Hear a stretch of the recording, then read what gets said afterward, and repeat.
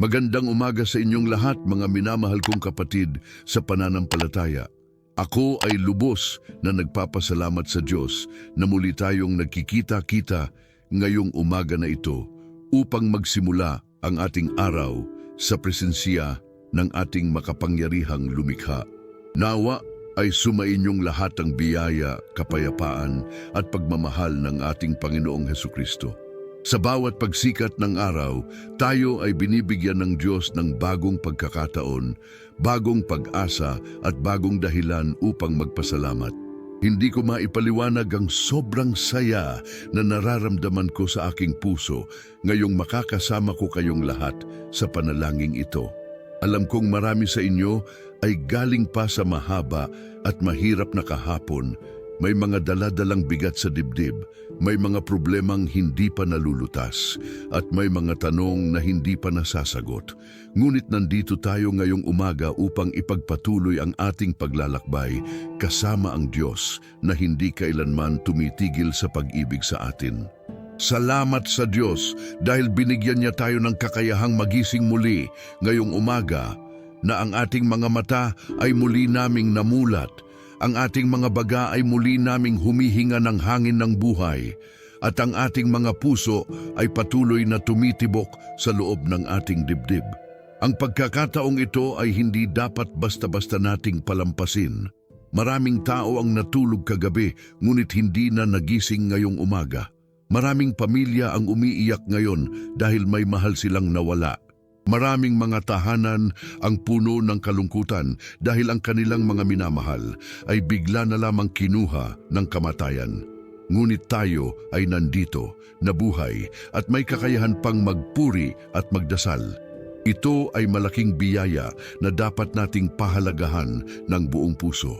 Kaya ngayong umaga na ito tayo ay magpapasalamat ng lubos sa Diyos sa lahat ng kanyang ginawa at patuloy na ginagawa sa ating buhay. Tayo ay magbubukas ng ating mga puso, magbabasa ng kanyang salita at magsasalaysay ng kanyang mga kadakilaan. Ang tema natin ngayong umaga ay tungkol sa Ama Namin, ang panalangin na itinuro mismo sa atin ng ating Panginoong Hesukristo. Ito ay isang napakasagradong panalangin na naglalaman ng lahat ng mahahalagang bagay na dapat nating hilingin sa Diyos. Sa Mateo 6:6, mula sa berso 9 hanggang 13, sinabi ng ating Panginoong Hesus, "Ganito kayo manalangin, Ama namin na nasa langit, sambahin ang ngalan mo, mapasa amin ang kaharian mo. Sundin ang kalooban mo dito sa lupa, gaya ng sa langit. Bigyan mo kami ngayon ng aming kakanin sa araw-araw. Patawarin mo ang aming mga sala, tulad ng pagpapatawad namin sa mga nagkasala sa amin. Huwag mo kaming ipahintulot sa tukso, kundi iligtas mo kami sa masama." Ang panalangin na ito ay hindi lamang simpleng mga salita na dapat nating bigkasin ng walang puso. Ito ay isang perpektong modelo ng kung paano tayo dapat makipag-usap sa ating Ama sa langit. Dito makikita natin ang pagkilala sa kadakilaan ng Diyos, ang paghihintay sa kanyang kaharian, ang pagsunod sa kanyang kalooban, ang pagtitiwala sa kanyang probisyon, ang paghingi ng kapatawaran, at ang pakiusap para sa proteksyon laban sa masama. Lahat ng ito ay mahalaga sa ating pang-araw-araw na buhay. Kaya ngayong umaga, tayo ay magsisimula ng ating araw sa pamamagitan ng pagdarasal ng buong Ama Namin, at tayo ay magpapalalim sa bawat bahagi nito upang mas maintindihan pa natin ang kahanga-hangang mensahe na nais ipaabot sa atin ng ating Panginoong Hesus. Bago tayo magsimula, nais kong anyayahan kayong lahat na mag-iwan ng puso emoji sa comment section kung kayo ay handa ng magsimula ng araw kasama ang Diyos. Ipakita sa akin na kayo ay nandito at handang makinig sa salita ng Diyos. At kung ito ay unang pagkakataon ninyo sa channel na ito, pindutin ang subscribe button at i-click ang notification bell upang hindi kayo makaligtaan ng mga bagong video tungkol sa panalangin, pag-aaral ng Biblia at mga mensahe ng pag-asa. Ngayon, ayusin na natin ang ating mga puso at isipan. Alisin muna natin ang lahat ng distraksyon. Isara ang iba pang mga aplikasyon sa inyong mga telepono. Humanap ng tahimik na lugar kung saan kayo ay maaaring makapag-focus. Hayaan ninyong pumasok ang presensya ng Diyos sa inyong mga puso. Huminga ng malalim at magsimula tayong makipag-usap sa ating Ama sa Langit. Makapangyarihang Diyos, aming Ama sa Langit, kami ay lumalapit sa iyo ngayong umaga na ito na may pusong puno ng pasasalamat at paggalang. Kami ay kilala ang aming sarili bilang mga nilalang na iyong ginawa, mga anak na iyong pinili, at mga taong iyong itinakda para sa iyong mga layunin. Salamat po dahil muli kaming pinahintulutan na magising ngayong umaga na ito. Salamat po dahil ang aming mga mata ay muling nakakita ng liwanag ng araw. Salamat po dahil ang aming mga tenga ay muling nakarinig ng mga tunog ng buhay sa paligid. Salamat po dahil ang aming mga kamay at paa ay gumagana pa rin at kayang gampanan ang mga tungkulin na nakalaan para sa amin. Salamat po dahil ang aming isipan ay malinaw pa rin at kayang mag-isip ng mabuti. Salamat po dahil ang aming mga puso ay patuloy pang tumitibok at pumapag-ibig. Ikaw po ay napakabuti sa amin, Panginoon. Wala kaming karapatang makatanggap ng anumang biyaya mula sa iyo. Ngunit sa iyong walang hanggang awa at pagmamahal, ikaw ay patuloy na nagbibigay sa amin ng higit pa sa aming kailangan.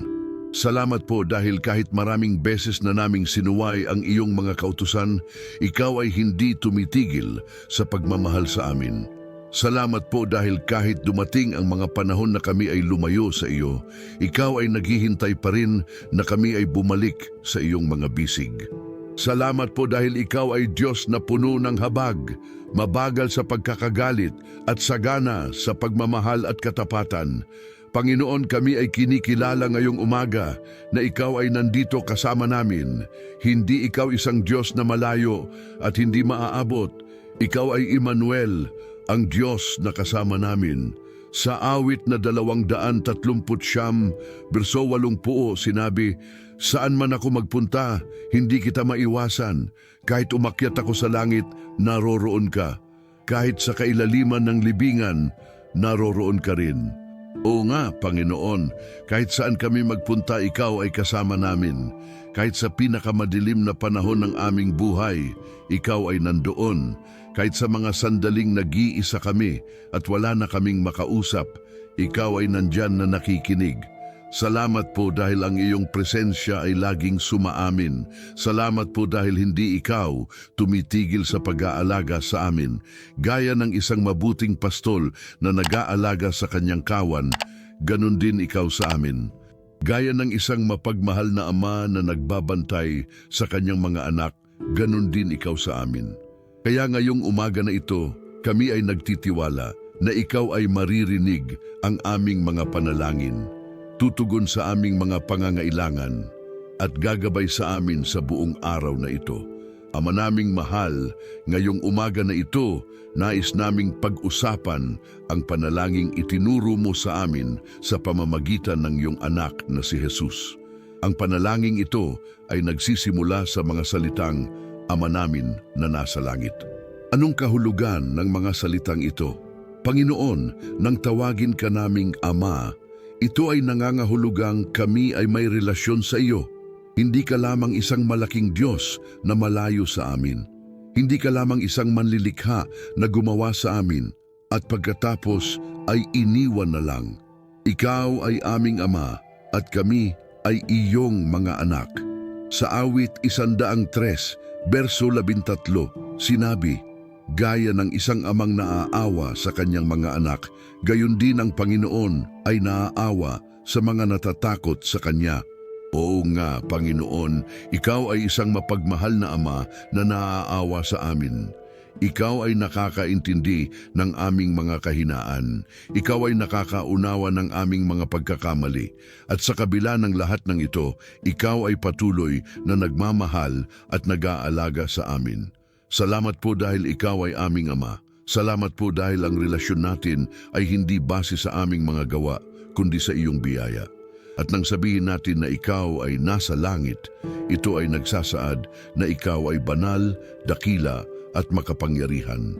Ikaw ay hindi tulad ng mga taong narito sa lupa na may mga limitasyon.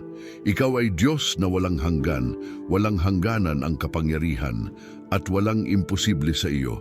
Panginoon, sa panalangin na ito, sinabi rin, sambahin ang ngalan mo. Ano ang ibig sabihin nito? Ama, ang iyong pangalan ay sumasalamin sa iyong karakter, sa iyong katangian, at sa kung sino ka talaga.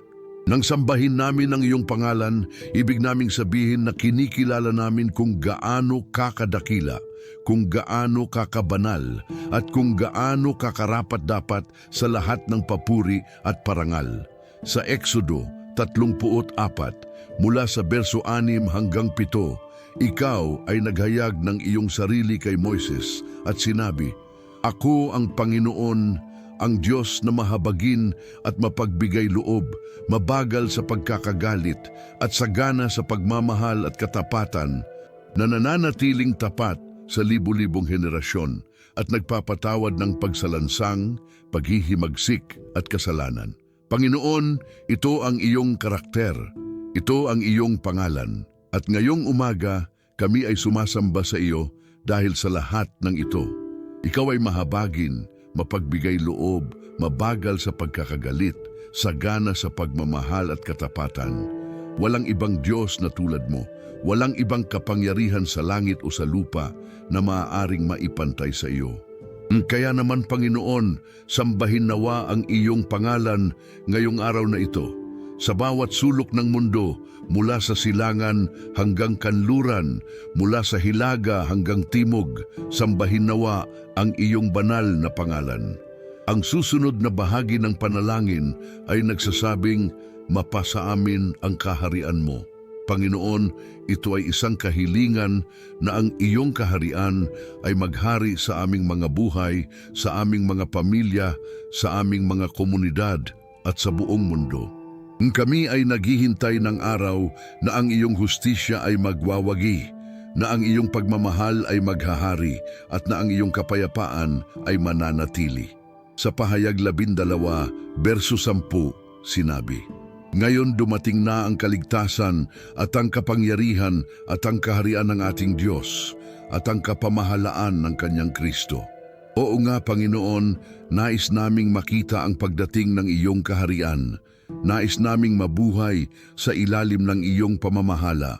Nais naming sumunod sa iyong mga batas at alituntunin. Kaya ngayong umaga, kami ay nananalangin na ang iyong kaharian ay dumating na sa aming mga buhay. Alisin mo po ang lahat ng bagay na sumasalungat sa iyong kalooban. Wasakin mo po ang lahat ng maling paniniwala at gawain. Itayo mo po ang iyong trono sa aming mga puso at gawing sentro ng aming buhay ang iyong presensya. At sinabi rin, sundin ang kalooban mo dito sa lupa gaya ng sa langit. Panginoon, sa langit ang iyong kalooban ay perpektong sinusunod. Walang pagsalansang, walang paghihimagsik at walang kasalanan doon. Ang mga anghel at ang lahat ng mga nilikha sa langit ay sumusunod sa iyo ng buong katapatan. Ngunit dito sa lupa, maraming tao ang lumalabag sa iyong kalooban. Maraming tao ang sumusunod sa kanilang sariling kagustuhan kaysa sa iyo. Maraming tao ang pinipili ang kasalanan kaysa sa kabanalan. Kaya ngayong umaga, Panginoon, kami ay nananalangin na matutong sumunod kami sa iyong kalooban gaya ng pagsunod sa iyo ng mga nilalang sa langit. Tulungan mo kaming maging masunurin. Turuan mo kaming magpakumbaba at tanggapin na ang iyong kalooban ay mas mabuti kaysa sa aming sariling mga plano. Sa Roma 12, berso 2, sinabi, Huwag ninyong tularan ang mundo, kundi magbago kayo sa pamamagitan ng pagbabago ng inyong pag-iisip upang mapatunayan ninyo kung ano ang kalooban ng Diyos, ang mabuti, kalugod-lugod at ganap na kalooban. Panginoon, baguhin mo po ang aming pag-iisip upang matutunan naming kilalanin at sundin ang iyong kalooban sa lahat ng bagay. Ngayong umaga, Panginoon, kami ay humihingi din ng aming kakanin sa araw-araw.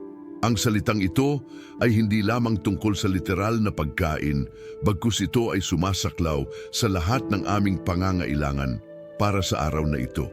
Kami ay nangangailangan ng pagkain upang mabuhay ang aming katawan. Kami ay nangangailangan ng tubig upang mabasa ang aming uhaw. Kami ay nangangailangan ng tirahan upang kami ay magkaroon ng lugar na matitirhan. Kami ay nangangailangan ng damit upang takpan ang aming katawan. Ngunit higit pa dito, Panginoon, kami ay nangangailangan din ng espiritual na pagkain. Sa Mateo 4:4, sinabi ni Jesus, hindi nabubuhay ang tao sa tinapay lamang, kundi sa bawat salitang lumalabas sa bibig ng Diyos. Panginoon, bigyan mo kami ngayong araw na ito ng espiritual na pagkain mula sa iyong salita. Pakainin mo ang aming mga kaluluwa sa iyong katotohanan. Pasiglahin mo ang aming espiritu sa pamamagitan ng iyong presensya. At sa pisikal na aspeto ng aming buhay, kami ay nagtitiwala na ikaw ay magbibigay ng lahat ng aming kailangan. Hindi kami nag-aalala kung saan manggagaling ang aming pagkain bukas o sa mga susunod pang araw. Kami ay nagtitiwala na ikaw na nagpapakain sa mga ibon sa himpapawid at nagbibihis sa mga bulaklak sa parang ay mas higit pa na mag-aalaga sa amin. Panginoon, isa pang mahalagang bahagi ng panalangin na ito ay ang paghingi ng kapatawaran. Patawarin mo ang aming mga sala tulad ng pagpapatawad namin sa mga nagkasala sa amin. Ama, kami ay umaamin ngayong umaga na kami ay mga makasalanan. Maraming beses na kami ay nagkamali. Maraming beses na kami ay lumabag sa iyong mga kautusan. May mga pagkakataon na kami ay naging makasarili, mapagmataas, mainggiting at masama. May mga pagkakataon na ang aming mga salita ay nakasakit ng iba. May mga pagkakataon na ang aming mga gawa ay naging sanhi ng kalungkutan sa iba. Panginoon, kami ay humihingi ng kapatawaran para sa lahat ng ito. Hugasan mo kami ng aming mga kasalanan sa pamamagitan ng dugo ni Jesus. Sa unang sulat ni Juan, unang kabanata, verso 9, sinabi, kung ipinapahayag natin ang aming mga kasalanan, tapat at matuwid siya na magpapatawad sa atin ng aming mga kasalanan at maglilinis sa atin mula sa lahat ng kasamaan. Salamat po dahil ikaw ay isang Diyos na nagpapatawad. Salamat po dahil kahit gaano pa karaming kasalanan ang aming nagawa, ikaw ay handang magpatawad kung kami ay tunay na magsisisi. At Panginoon, tulad ng pagpapatawad mo sa amin, turuan mo rin kaming magpatawad sa mga taong nakagawa ng masama sa amin. Alam naming mahirap magpatawad, lalo na kung ang ginawang kasalanan sa amin ay napakabigat. Ngunit kami ay nais sumunod sa iyong halimbawa. Tulungan mo kaming bitawan ang galit, pagkamuhi at pagnanais na maghiganti. Turuan mo kaming magmahal at magpatawad gaya ng pagmamahal at pagpapatawad mo sa amin. At sa huling bahagi ng panalangin, Panginoon, kami ay nagsasabi, huwag mo kaming ipahintulot sa tukso, kundi iligtas mo kami sa masama. Panginoon, alam naming nabubuhay kami sa mundo na puno ng tukso at panganib.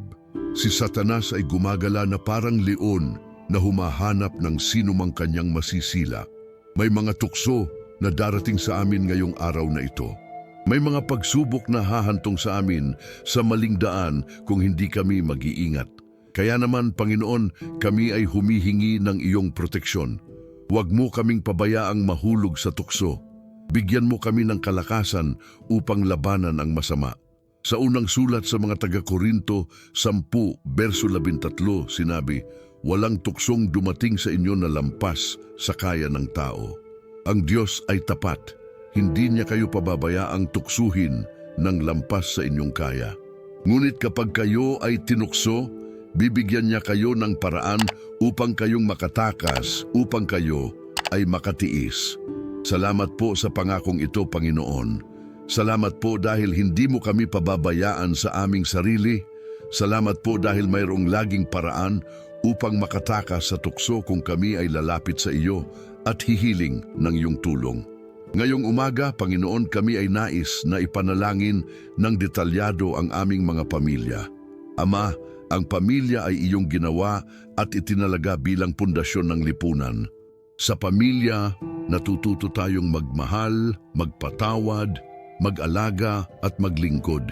Kaya naman, Panginoon, kami ay lumalapit sa iyo ngayong umaga upang i-lift sa iyong presensya ang bawat miyembro ng aming mga pamilya. Una sa lahat, Panginoon, kami ay ipinanalangin namin ang aming mga asawa. Para sa mga kapatid na may asawa, Panginoon, pagpalain mo po ang aming mga relasyon. Palakasin mo po ang pagmamahalan namin. Sa mundo na puno ng mga hamon at tukso, protektahan mo po ang aming mga pag-aasawa. Turuan mo kaming magpatawad ng mabilis, magmahal ng walang kondisyon, at maglingkod sa isa't isa ng may pagpapakumbaba.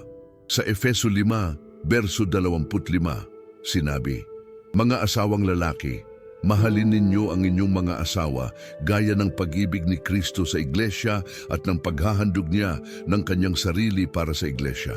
Panginoon, para sa mga asawang lalaki, turuan mo silang magmahal ng kanilang mga asawa gaya ng pag-ibig ni Kristo. Para sa mga asawang babae, turuan mo silang gumalang at suportahan ang kanilang mga asawa. Gawing matatag ang mga tahanan ng mga kapatid na may asawa. Alisin mo po ang lahat ng away, hidwaan at di pagkakaunawaan. Palitan mo ito ng pagmamahalan, respeto at pagkakaisa. Panginoon, ipinanalangin ko rin ang mga anak ng bawat pamilyang nanonood ngayong umaga. Mga bata man o mga kabataan na, Panginoon, pagpalain mo sila ng kalusugan, kaligtasan at karunungan. Protektahan mo sila mula sa lahat ng kasamaan at panganib. Sa panahon ngayon na ang mundo ay puno ng mga maling impluensya, bantayan mo ang kanilang mga puso at isipan. Turuan mo silang lumaki sa pag-ibig at pagkatakot sa iyo. Sa Kawikaan 22, verso 6, sinabi, "Sanayin ang bata sa dapat niyang lakaran at pagkatumandaman siya ay hindi niya hihiwalayan." Panginoon, bigyan mo ng karunungan ang mga magulang upang matuto nilang turuan ng maayos ang kanilang mga anak. At para sa mga anak, turuan mo silang gumalang sa kanilang mga magulang, sumunod sa kanilang mga tagubilin, at mahalin ang Diyos mula sa kanilang pagkabata. Para sa mga kabataang nasa kolehiyo o naghahanap buhay na, Panginoon, gabayan mo sila sa kanilang mga desisyon. Bigyan mo sila ng malinaw na direksyon tungkol sa kanilang kinabukasan. Iligtas mo sila mula sa maling desisyon at maling relasyon. Ilagay mo sila sa tamang landas at gamitin mo sila para sa iyong kaluwalhatian. Panginoon, ipinanalangin ko rin ang mga magulang at mga nakakatandang miyembro ng pamilya. Para sa mga magulang na nag-aalaga pa rin sa kanilang mga anak, bigyan mo sila ng lakas, pasensya at karunungan. Maraming magulang ngayong araw na pagod na, nahihirapan sa financial, emosyonal at pisikal. Panginoon, palakasin mo sila. Bigyan mo sila ng renewed na enerhiya at determinasyon. Para sa mga lolo at lola, Panginoon, pagpalain mo sila ng mahabang buhay at mabuting kalusugan. Gawing masaya ang kanilang mga araw. Paramihin mo ang kanilang kasiyahan sa kanilang mga apo. At para sa mga kapatid na ang mga magulang ay matanda na o may sakit, Panginoon, bigyan mo sila ng lakas upang mag-alaga. Turuan mo silang maging mapagpasensya at mapagmahal. Sa Timoteo 1:5, verso 4, sinabi, "Ngunit kung ang sino mang balo ay may mga anak o mga apo, matutuhan muna nila ang pagsasagawa ng kanilang relihiyosong tungkulin sa kanilang sariling pamilya at gantihan ang kanilang mga magulang at ninuno sapagkat ito ay kalugod-lugod sa Diyos." Panginoon, turuan mo ang bawat miyembro ng pamilya na mag-alaga sa isa't isa, lalo na sa mga nangangailangan ng mas maraming pag-aalaga. Ama, ipinanalangin ko rin ang mga pamilyang nasasaktan ngayon. May mga pamilyang nahahati dahil sa away at di pagkakaunawaan. May mga anak na hindi nakikipag-usap sa kanilang mga magulang. May mga magulang na malayo sa kanilang mga anak. May mga kapatid na hindi nagkikibuan. Panginoon, dalhin mo ang pagpapagaling sa mga pamilyang ito. Pagsama-samahin mo silang muli, turuan mo silang magpatawad at magmahal muli. Alisin mo ang pride at katigasan ng ulo na humahad lang sa reconciliation. Ibalik mo ang unity at pagmamahalan sa bawat pamilyang wasak ngayong araw na ito. At para sa mga pamilyang nawala ng miyembro dahil sa kamatayan, Panginoon, aliwin mo sila. Bigyan mo sila ng kapayapaan na lampas sa pangunawa. Paalalahanan mo sila na ang kanilang mga mahal sa buhay na sumampalataya sa iyo ay nasa iyong presensya na ngayon at walang sakit o kalungkutan doon. Panginoon, sa umaga na ito, kami ay nananalangin din para sa kalusugan. Ikaw ang Diyos na nagsabi sa Exodo 15, verso 26, Ako ang Panginoong nagpapagaling sa iyo. Oo nga Panginoon, Ikaw ang tagapagpagaling. Ikaw ang may kapangyarihang gumaling ng lahat ng sakit. Kaya ngayong umaga, kami ay naglalapit sa iyo at humihingi ng pagpapagaling para sa mga kapatid na may sakit. Para sa mga may cancer, diabetes, high blood pressure, sakit sa puso, sakit sa bato, sakit sa atay, at iba pang mabibigat na karamdaman, Panginoon, hipuin mo sila ng iyong kamay na nagpapagaling. Alisin mo ang sakit sa kanilang katawan, ibalik mo ang kanilang lakas at sigla. Para sa mga nasa ospital ngayong araw na ito, Panginoon, pagpalain mo sila ng mabilis na paggaling. Gabayan mo ang mga doktor at nurse na nag-aalaga sa kanila. Bigyan mo ng karunungan ang mga medikal na profesional upang malaman ang tamang gamot at treatment. At para sa mga pamilya ng mga may sakit, Panginoon, bigyan mo sila ng lakas at pananampalataya. Alisin mo ang takot at alalahanin sa kanilang mga puso. Panginoon, ipinanalangin ko rin ang mga taong may mental at emotional health issues. Sa panahon ngayon, maraming tao ang nahihirapan sa depression, anxiety, trauma at iba pang mental health concerns. Panginoon, ang mga taong ito ay nangangailangan ng iyong healing touch. Hipuin mo ang kanilang mga isipan at damdamin. Alisin mo ang kalungkutan, takot at pag-aalinlangan. Palitan mo ito ng kagalakan, kapayapaan at pag-asa. Sa Isaias 41, verso 10, sinabi mo, Huwag kang matakot sapagkat ako'y sumasa iyo. Huwag kang manglupaypay sapagkat ako ang iyong Diyos. Aking palalakasin ka. Oo, aking tutulungan ka. Oo, aking aalalayan ka ng kanang kamay ng aking katuwiran. Salamat po sa pangakong ito, Panginoon. Salamat po dahil hindi mo kami pinababayaan sa aming mga pakikibaka para sa mga suicidal o nag-iisip ng masama sa kanilang sarili. Panginoon, ipakita mo sa kanila na mayroon pa silang layunin at saysay sa mundong ito. Ipakita mo sa kanila na sila ay mahal mo at mahalaga sa iyo. Panginoon, ang umaga na ito ay nanalangin din kami para sa liberasyon at deliverance. May mga kapatid na ngayon ay nakagapos ng adiksyon. May mga taong hindi makawala sa bisyo ng alak, droga, sugal, pornography, at iba pang destructive habits. Panginoon, palayain mo sila. Wasakin mo ang kadena na nakakabit sa kanila. Sa Juan 8, verso 36, sinabi ni Jesus, Kaya kung ang anak ay magpalaya sa inyo, tunay na malaya kayo. Oo nga Panginoon, ang tunay na kalayaan ay mula lamang sa iyo. Kaya ngayong umaga, kami ay nananalangin na palayain mo ang mga kapatid na nakagapos ng anumang uri ng bisyo o addiction. Bigyan mo sila ng lakas na tumanggi sa tukso. Bigyan mo sila ng determinasyon na magbago. Ilagay mo sa kanilang paligid ang mga taong magsusuporta sa kanila at tutulong sa kanilang recovery. At para sa mga dating addict na ngayon ay malaya na, Panginoon, panatilihin mo sila sa kalayaan. Huwag mo silang pabayaang bumalik sa dating buhay. Panginoon, ipinanalangin ko rin ang mga taong na-o-oppress ng masasamang espiritu. Alam naming mayroon talagang espiritual na labanan sa mundo na ito. Si Satanas at ang kanyang mga demonyong alagad ay gumagawa ng masama upang sirain ang buhay ng mga tao. Ngunit Panginoon, mas malakas ka kaysa sa kanila. Sa unang sulat ni Juan 4:4, sinabi, mas dakila ang nasa inyo kaysa sa nasa sanlibutan. Kaya ngayong umaga, kami ay nananalangin sa kapangyarihan ng pangalan ni Jesus. Palayain mo ang mga taong na-o-oppress ng masasamang espiritu. Itaboy mo ang lahat ng demonyong nakakaabala sa kanilang buhay. Protektahan mo sila ng dugo ni Jesus. Tapan mo sila ng iyong presensya at gawing malayang mga tao na makakapaglingkod sa iyo ng buong puso.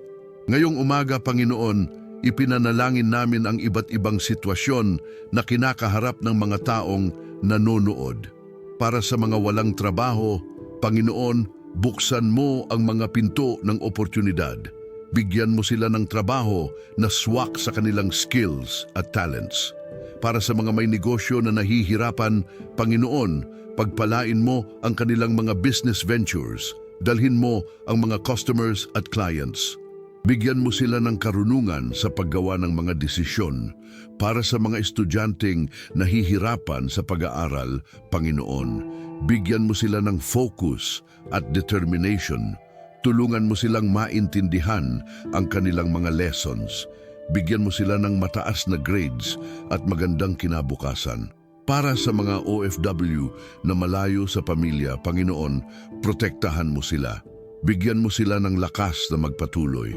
Panatilihin mo ang kanilang mga pamilya na united kahit malayo sila. At para sa mga taong may court cases o legal problems, Panginoon, bigyan mo sila ng hustisya. Gabayan mo ang mga judges at lawyers.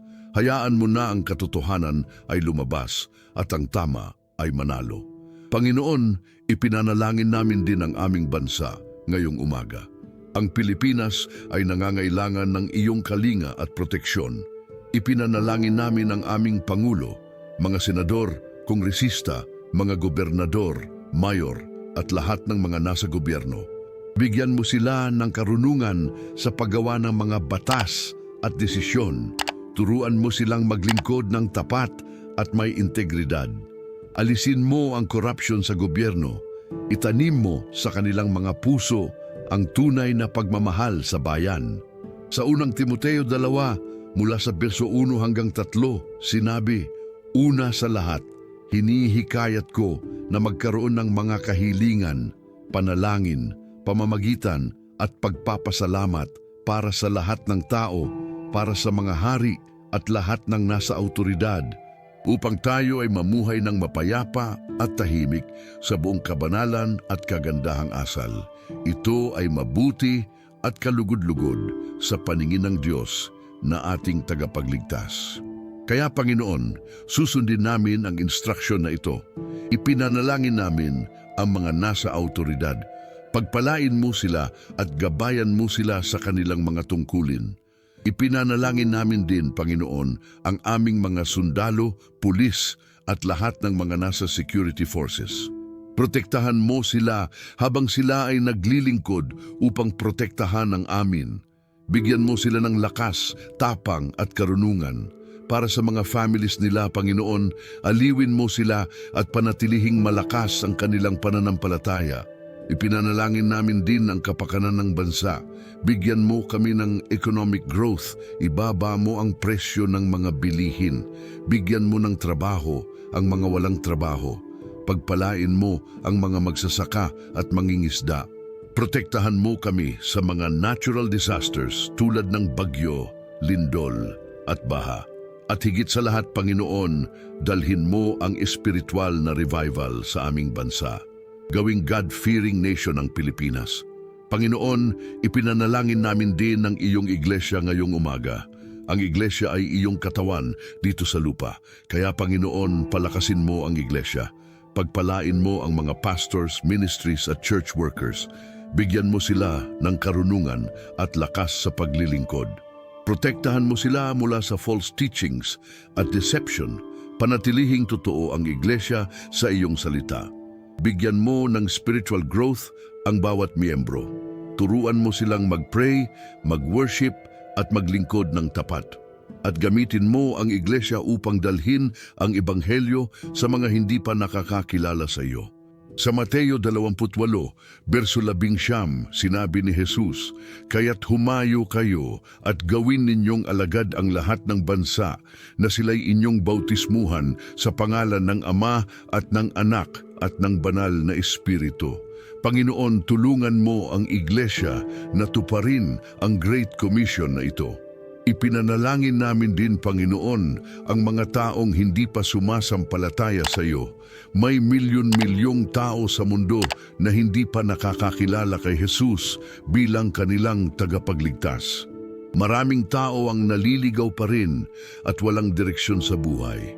Panginoon, buksan mo ang kanilang mga mata upang makita ang katotohanan. Buksan mo ang kanilang mga puso upang tanggapin si Jesus. Ipadala mo ang mga missionaries at evangelists sa kanilang lugar. Gamitin mo ang teknolohiya upang maabot sila ng ebanghelyo. At para sa mga miyembro ng ibang relihiyon, Panginoon, ipakita mo sa kanila na si Jesus lang ang daan, katotohanan at buhay. Walang ibang pangalan sa ilalim ng langit na makakapagligtas sa kanila kundi ang pangalan ni Hesukristo. Panginoon, ipinanalangin namin din ang community ng channel na ito. Salamat po sa bawat taong nanonood ngayong umaga. Salamat po sa kanilang time at effort na makinig sa salita ng Diyos. Panginoon, pagpalain mo sila ng abundant life. Bigyan mo sila ng breakthrough sa lahat ng areas ng kanilang buhay. Sagutin mo ang kanilang mga panalangin. Tuparin mo ang mga pangarap nila. At gamitin mo sila bilang instrumento ng iyong pagmamahal at biyaya sa iba. Para sa mga nag-subscribe at regular viewers, Panginoon, salamat po sa kanilang support. Pagpalain mo sila ng higit pa sa inasahan nila. At para sa mga bagong viewers, Panginoon, dalhin mo sila pabalik. Hayaan mo na ang channel na ito ay maging blessing sa kanilang buhay. Panginoon, ngayong umaga, nais naming mag-transition sa practical side ng buhay. Nais naming ipanalangin ang provision. Ikaw ay Diyos na nagbibigay. Ikaw ang pinagmumulan ng lahat ng mabubuting bagay. Sa Santiago unang kabanata, verso 17, sinabi, "Ang bawat mabuting kaloob at bawat perpektong regalo ay mula sa itaas na bumababa mula sa Ama ng mga liwanag na walang pagbabago o paglilipat na anino." Panginoon, salamat po dahil ikaw ay Diyos na nagbibigay ng walang pagsasawa. Salamat po dahil ang iyong mga biyaya ay bago tuwing umaga. Ngayong araw na ito, Panginoon, kami ay humihingi ng provisyon. Para sa mga pangangailangan namin sa bahay, sa pagkain, sa damit, sa utilities, sa lahat ng pang-araw-araw na gastusin, Panginoon, magbigay ka po. Alam naming ikaw ay may source na hindi namin alam. Alam naming ikaw ay may paraan na lampas sa aming pag-iisip. Kaya kami ay nagtitiwala sa iyo. Kami ay naniniwala na ikaw ay magbibigay ng lahat ng aming kailangan ayon sa iyong kayamanan sa kaluwalhatian kay Kristo Jesus. Panginoon, para sa mga kapatid na may utang o financial problems, Panginoon, tulungan mo sila. Bigyan mo sila ng wisdom kung paano mag-manage ng pera. Bigyan mo sila ng opportunity na kumita ng extra. Buksan mo ang mga pintuan ng blessing, wasakin mo ang kahirapan sa kanilang buhay. Sa Deuteronomio 8 kabanata, verso 18, sinabi mo, "Ngunit alalahanin mo ang Panginoon mong Diyos sapagkat Siya ang nagbibigay sa iyo ng kakayahan na yumaman." Panginoon, bigyan mo ang mga kapatid ng kakayahan na yumaman, hindi para sa sariling kapakanan lamang, kundi para magamit din nila ang kanilang resources para sa iyong kaluwalhatian at para sa pagtulong sa iba. Para sa mga may negosyo, Panginoon, pagpalain mo ang kanilang mga businesses. Dalhin mo ang profit at success. Para sa mga nag-i-invest, Panginoon, bigyan mo sila ng wise decisions. Protektahan mo sila mula sa scams at maling investments. Ipinanalangin namin din, Panginoon, ang mga taong walang trabaho o naghahanap ng work. Alam naming mahirap maghanap ng trabaho sa panahon ngayon. Maraming kumpanya ang nag-downsize, maraming negosyo ang nagsara. Kaya Panginoon, kami ay humihingi ng iyong intervention. Buksan mo ang mga pinto ng trabaho para sa kanila. Dalhin mo sila sa tamang employers. Bigyan mo sila ng trabaho na hindi lamang magbibigay ng sweldo, kundi magbibigay din ng fulfillment at saya.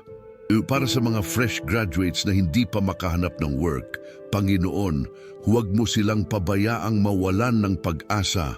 Bigyan mo sila ng perfect job sa perfect timing.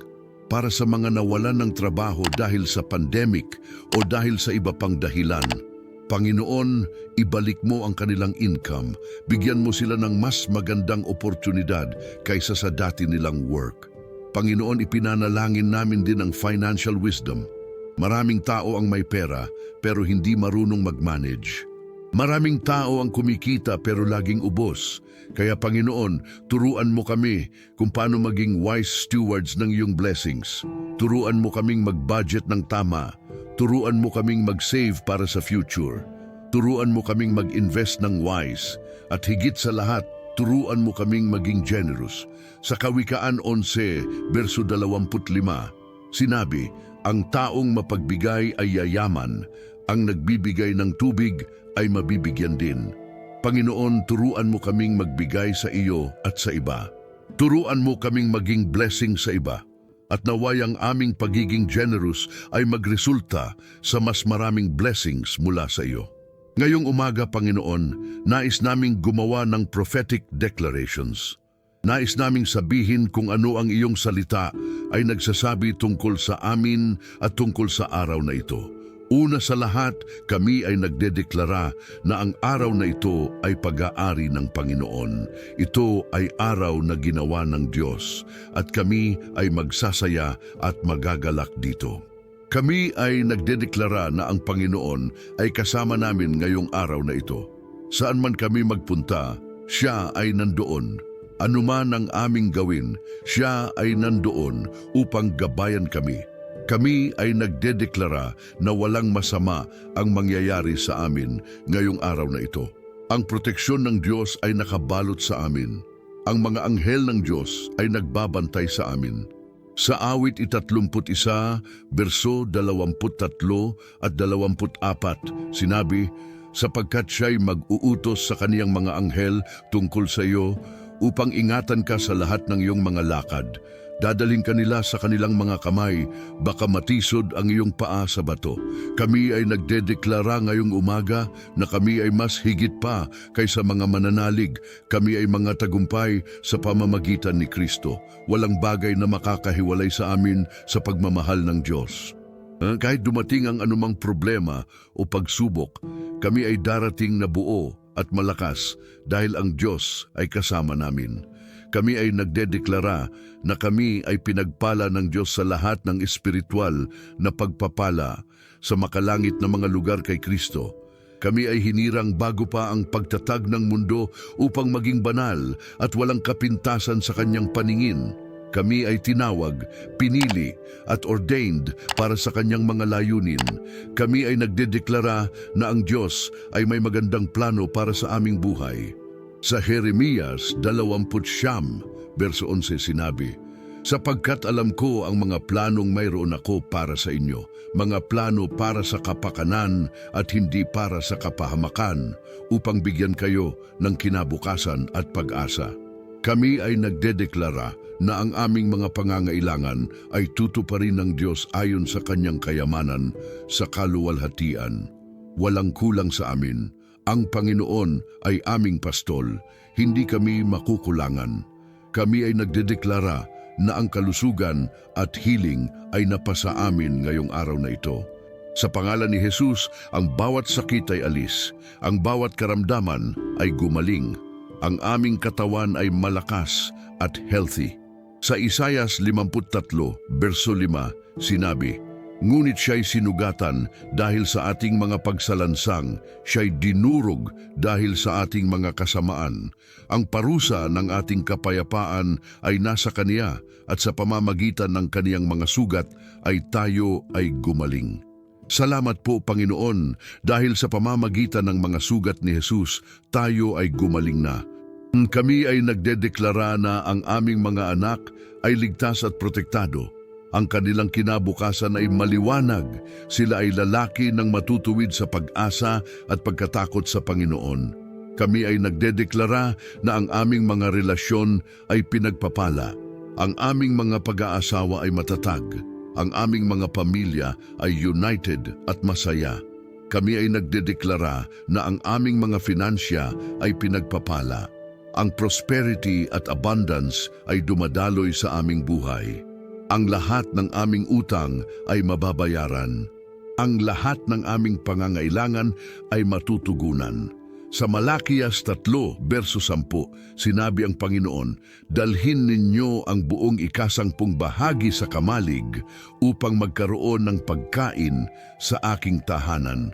Subukan ninyo ako rito, sabi ng Panginoon ng mga hukbo, kung hindi ko pagbubusan ang mga bintana ng langit at ibibuhos ang pagpapala na hindi ninyo makakaya. Kami ay nagdedeklara na ang mga pintuan ng oportunidad ay bumubukas para sa amin. Ang mga tamang tao ay papasok sa aming buhay. Ang mga tamang connections ay magaganap. Kami ay makikita ng mga taong makakatulong sa amin. Kami ay nagdedeklara na ang karunungan ng Diyos ay sumaamin. Kami ay gagawa ng tamang desisyon. Kami ay makakakita ng mga solusyon sa mga problema. Kami ay makakagawa ng wise choices. Sa Santiago 1:5 sinabi, kung ang sino man sa inyo ay kulang sa karunungan, humingi siya sa Diyos na nagbibigay sa lahat ng mapagbigay at hindi dumudusta at ibibigay sa Kanya. Panginoon, kami ay humihingi ng karunungan ngayong araw na ito.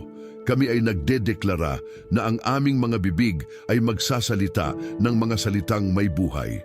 Ang aming mga dila ay gagamitin upang magpuri, hindi upang manlait. Ang aming mga salita ay magdadala ng encouragement, hindi ng discouragement. Kami ay nagdedeklara na ang peace ng Diyos ay pumapailan lang sa aming mga puso. Kahit may mga storm sa paligid, kami ay may kapayapaan sa loob. Kahit may mga problema, kami ay hindi nag-aalala.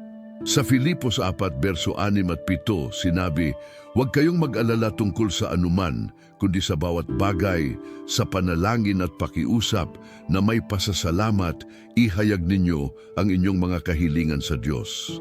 At ang kapayapaan ng Diyos na lampas sa lahat ng pangunawa ay magbabantay sa inyong mga puso at mga isipan kay Kristo Jesus. Kami ay nagdedeklara na ang aming mga gawa ngayong araw na ito ay magbubunga. Ang lahat ng aming ginagawa ay magtatagumpay. Ang aming hands ay pinagpapala. Ang aming businesses ay uunlad. Ang aming ministries ay lalaki. Ang aming trabaho ay magpo-produce ng magandang resulta. Kami ay nagdedeklara na ang favor ng Diyos ay sumaamin. Ang mga tao ay magugustuhan kami. Ang mga oportunidad ay papasok sa aming buhay. Ang mga pintuan na sarado ay magbubukas. Ang mga imposible ay magiging posible. Sa awit 50:10 sinabi, sapagkat ikaw, Panginoon, ay pinagpala mo ang matuwid. Pinakikubabawan mo siya ng iyong lingap na parang kalasag. Kami ay nagdedeklara na kami ay mga anak ng Diyos. Kami ay hindi ordinary, kami ay extraordinary dahil ang Diyos ay buhay sa amin. Kami ay royal priesthood, kami ay holy nation, kami ay chosen generation. Sa unang Pedro 2:9 sinabi, ngunit kayo ay isang hinirang na lahi, isang maharlikang pagkasaserdote, isang banal na bansa, ang mga taong pag-aari ng Diyos, upang ipahayag ninyo ang mga kadakilaan ng tumawag sa inyo palabas sa kadiliman, patungo sa kanyang kamangha-manghang liwanag. Kami ay mga tao ng Diyos. Kami ay may purpose. Kami ay may destiny. Kami ay may calling. At kami ay tutuparin ang lahat ng ito para sa kaluwalhatian ng Diyos. Panginoon, habang kami ay nagtatapos ng panalangin ito ngayong umaga, kami ay lubos na nagpapasalamat sa iyo. Salamat po dahil ikaw ay nakikinig sa amin. Salamat po dahil ikaw ay may concern sa amin. Salamat po dahil hindi ikaw isang malayong Diyos, kundi isang Diyos na malapit at involved sa bawat detalye ng aming buhay. Kami ay nagpapasalamat sa lahat ng mga blessings na natanggap namin sa nakaraan. Kami ay nagpapasalamat sa mga blessings na natatanggap namin ngayong present. At kami ay nagpapasalamat na in advance sa mga blessings na darating pa sa future. Ikaw ay faithful God. Ang iyong mga pangako ay hindi nagbabago. Ang iyong pagmamahal ay walang hanggan. Kaya Panginoon, kami ay nagtitiwala sa iyo ng buong puso. Ngayong umaga, kami ay nag-consecrate ng buong araw na ito sa iyo. Mula ngayon hanggang sa susunod na pagtulog namin, ang araw na ito ay para sa iyo. Ang bawat sandali ay iyo. Ang bawat gawain ay para sa iyong kaluwalhatian. Ang bawat encounter ay opportunity na ipakita ang iyong pagmamahal sa iba. Kaya Panginoon, habang kami ay umalis mula sa panalangin ito at magsisimula ng aming mga aktibidad, kami ay humihingi ng iyong presence na sumama sa amin. Huwag mo kaming pabayaan mag-isa. Gabayan mo ang bawat hakbang namin. Bigyan mo kami ng karunungan sa bawat desisyon. Protektahan mo kami sa bawat panganib at gamitin mo kami bilang instruments ng iyong biyaya sa bawat taong makakasalamuhan namin. Ipinanalangin namin din, Panginoon, na ang connection na nagsimula ngayong umaga na ito sa pagitan namin at ng iyo ay hindi matuldukan. Naway patuloy kaming makakaramdam ng iyong presensya buong araw. Naway patuloy kaming makapag-pray kahit na kami ay nagtatrabaho o gumagawa ng ibang bagay. Turuan mo kaming mabuhay na constantly aware sa iyong presensya. Turuan mo kaming mag-pray ng walang tigil. Turuan mo kaming maging sensitive sa iyong boses. At sa lahat ng aming gagawin, nawa ay ikaw ang laging napapasaya at napapaganda. Panginoon, kami ay nag-renew ng aming commitment sa iyo ngayong umaga. Kami ay nangangako na kami ay maglilingkod sa iyo ng tapat. Kami ay nangangako na kami ay susunod sa iyong mga kautusan. Kami ay nangangako na kami ay magiging witness ng iyong kabutihan. Tulungan mo kaming tuparin ang commitment na ito. Palakasin mo kami sa mga panahon ng kahinaan. Tawagin mo kaming pabalik kapag kami ay napapalayo. At patuloy mong gabayan kami hanggang sa dulo. Ngayong kami ay magtatapos, Panginoon, kami ay nagpapahayag ng final blessing. Nawa ay pagpalain ka, Panginoon, ng bawat taong nakinig sa panalangin ito. Naway protektahan mo sila ngayong araw na ito. Naway bigyan mo sila ng lakas, karunungan at kagalakan. Naway maranasan nila ang iyong presensya sa bawat sandali. Naway makita nila ang iyong gawa sa kanilang buhay. Naway mayroon silang testimonies ng iyong goodness na ma-share sa iba.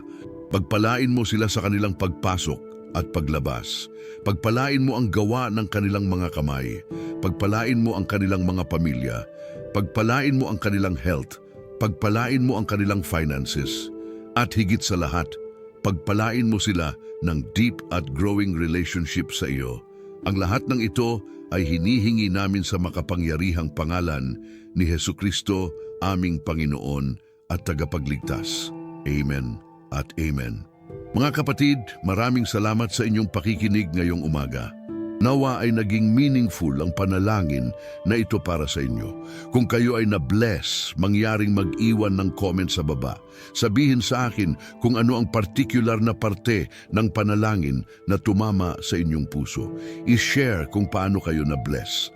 At kung mayroon kayong specific prayer requests, mangyaring isulat din sa comments upang kami ay makakasama ninyo sa panalangin. Huwag kayong mahiyang magsulat. Alam kong marami sa inyo ay may mga personal battles na kinakaharap. Gusto naming maging support system ninyo at manalangin para sa inyo. At kung ito ay unang pagkakataon ninyo sa channel na ito, warmly kong ina-invite kayong mag-subscribe. Pindutin ang red subscribe button at i-click ang notification bell. Sa ganitong paraan, kayo ay mano-notify sa tuwing may bago kaming upload na video. Araw-araw kaming nag-upload ng mga panalangin, devotionals at Bible studies na siguradong magpapalakas ng inyong faith. Marami kaming topics na available. Panalangin para sa healing, para sa financial breakthrough, para sa protection, para sa family, at marami pang iba. Lahat ng ito ay libre at available para sa inyo. Ang goal lang namin ay makatulong sa inyong spiritual journey at makapagsama sa inyo sa pagpupuri at pagsamba sa ating Panginoon. At para sa mga regular viewers at subscribers, salamat po sa inyong patuloy na suporta. Salamat sa inyong likes, comments at shares.